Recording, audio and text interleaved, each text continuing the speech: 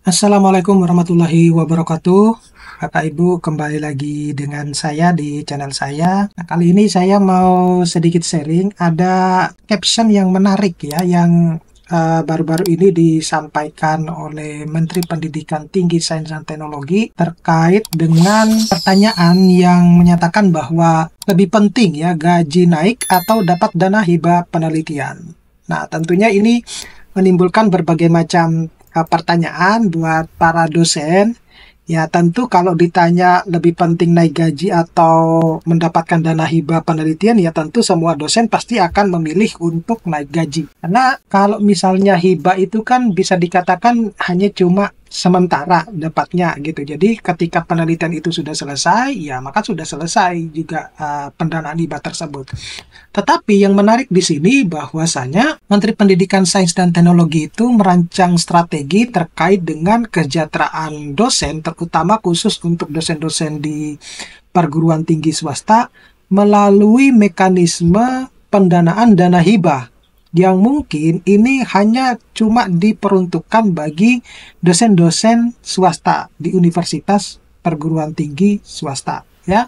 Jadi apakah nanti dosen-dosen swasta juga bisa mengikuti hibah penelitian dikti yang secara general atau secara umum? Nah, itu saya belum mendapatkan jawaban yang pasti. Yang saya bahas secara eksplisit di dalam video ini itu yang berkaitan dengan di mana Menteri Pendidikan Sains dan Teknologi itu meminta Kementerian Keuangan untuk mengucurkan dana hibah yang dikhususkan untuk dosen-dosen swasta dengan tujuan bahwa untuk meningkatkan kesejahteraan dosen swasta. Ya, karena nanti ada info menarik yang akan saya share lagi di next video terkait dengan pemberian tukin ya dan peningkatan gaji dosen. Tapi nanti itu di next video. Nah, ini kita secara eksplisit dulu membahas tentang kesejahteraan khusus untuk di dosen swasta. Memang akhir-akhir ini ya kita lebih banyak disibukkan dengan informasi-informasi dan juga kebijakan-kebijakan yang mungkin dari pemerintah sebelumnya kemudian akan diteruskan oleh pemerintah yang saat ini, sehingga pada tanggal 14 kalau nggak salah, tanggal 17 kemarin itu kan memuncul surat untuk penundaan Permendikbud Ristek nomor 44 tahun 2020. Nah, jadi apa sebenarnya mekanisme yang dirancang oleh Menteri Pendidikan Tinggi Sains dan Teknologi ini, di mana sudah jelas bahwa beliau itu meminta Menteri Keuangan untuk mengeluarkan dana hibah kepada perguruan tinggi swasta ya. Meskipun demikian kita tahu bahwa perguruan tinggi swasta itu kan banyak Bapak Ibu ya, yang paling banyak di Indonesia itu adalah PTS, sehingga ini juga menimbulkan persaingan yang cukup ketat di antara PTS ya, tetapi setidaknya kita tidak perlu harus bersaing dengan perguruan tinggi negeri ya dalam mendapatkan dana hibah tersebut. Jadi kalau bisa dikatakan kesempatannya lebih besar, menurut saya iya gitu ya, ketimbang kalau kita bersaing dengan perguruan tinggi negeri gitu. Karena kalau perguruan tinggi negeri itu mereka kan sudah mendapatkan fasilitas yang bagus, sehingga untuk menghasilkan produk-produk proposal yang bagus itu tentu lebih bagus. Nah, tapi kita tidak perlu kalah dengan hal tersebut ya. Kita tetap harus fighting untuk bisa menghasilkan juga produk-produk proposal penelitian yang dimana Menteri Saintek dan Teknologi ya, Menteri Pendidikan Tinggi Sains dan Teknologi itu mengatakan bahwa dana hibah yang dimaksudkan itu untuk meningkatkan kesejahteraan para dosen di universitas-universitas swasta. Jadi ini sudah jelas Bapak Ibu ya, bahwa apakah nanti dosen swasta juga akan mengalami kenaikan gaji ya, yang akan didapatkan mungkin melalui mekanisme pemberian sertifikasi atau dan sebagainya.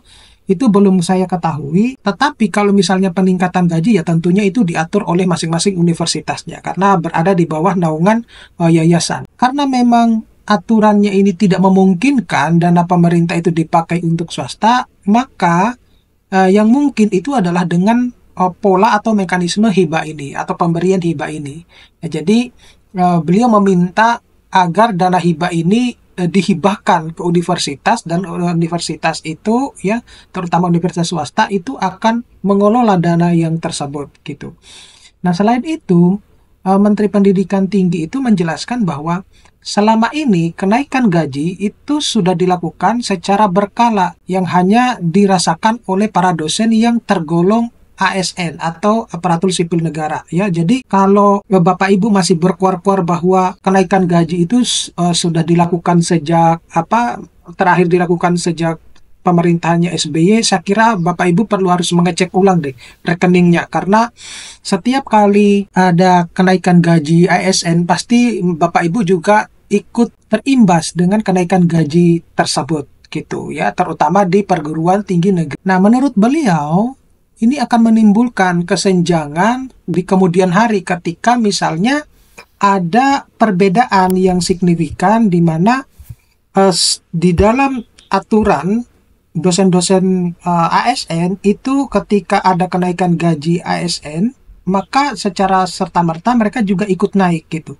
Nah, berbeda dengan yang di PTS. Nah, oleh karena itu saya kok mencurigai adanya bahwa kenapa kemudian aturan Permendikbudristek nomor 44 itu ditarik kembali atau ditunda, karena banyak ya ketika di analisis ya, itu kemungkinan besar, kalau ini berdasarkan prediksi saya, mohon maaf kalau misalnya salah, saya tolong dikoreksi, itu yang berkaitan dengan kesejahteraan dosen. Ya, memang sudah sepantasnya bahwa dosen-dosen swasta itu juga mendapatkan kesejahteraan yang layak ya, seperti layaknya ketenaga kerjaan. Misalnya kalau kita pakai undang-undang ketenaga kerjaan gitu ya.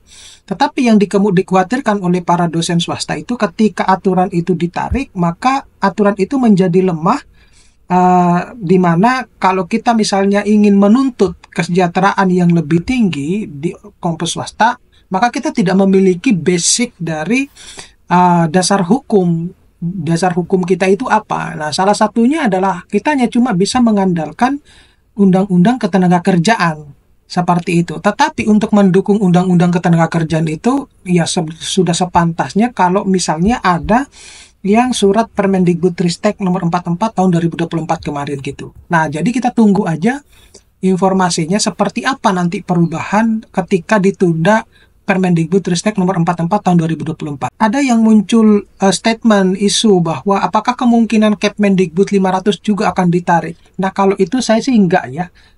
Itu berdasarkan persepsi saya, karena meskipun demikian ini juga terjadi dualisme ya. Di Wakil Menteri yang satu menginginkan bahwa universitas kedepannya itu harus mengalami ekosistem di dunia penelitian, sehingga kita harus lebih banyak menghasilkan produk-produk penelitian. Salah satunya adalah di jurnal internasional yang terindeks Scopus gitu. Nah, tetapi di sisi yang lain, Menteri yang satu mengatakan bahwa untuk ke profesor itu tidak perlu mengajukan atau tidak perlu untuk syarat ke Scopus. Nah, ini menjadi dua pernyataan yang bertolak belakang gitu ya. Nah, kalau misalnya kita lihat track recordnya masing-masing wakil menteri ini, ya jelas kalah jauh lah sama yang lulusan luar negeri gitu kan.